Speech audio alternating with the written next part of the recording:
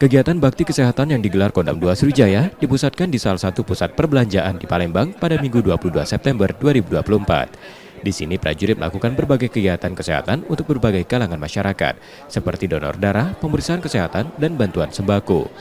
Untuk donor darah sendiri, diikuti lebih dari 1.000 orang yang mendaftar. Pangdam 2 Sriwijaya mengatakan bagian dari bakti kesehatan ini juga melakukan sunatan massal, pembagian alat bantu kesehatan, dan operasi katarak yang digelar serentak di seluruh Indonesia. Gelaran agar masyarakat didorong untuk lebih peduli pada kesehatan diri sendiri dan mencegah berbagai penyakit melalui deteksi dini. Melaksanakan donor darah, kurang lebih yang terdaftar sudah 1.170 orang. Kemudian di samping itu juga kita hari ini melaksanakan kegiatan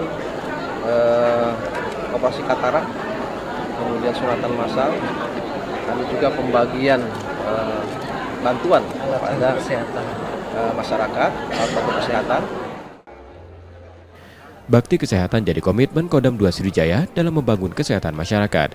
Dengan rangkaian kegiatan, TNI bukan hanya pelindung negara, tetapi juga mitra yang siap membantu dalam berbagai aspek termasuk kesehatan. Tim Liputan, Kompas TV, Palembang, Sumatera Selatan.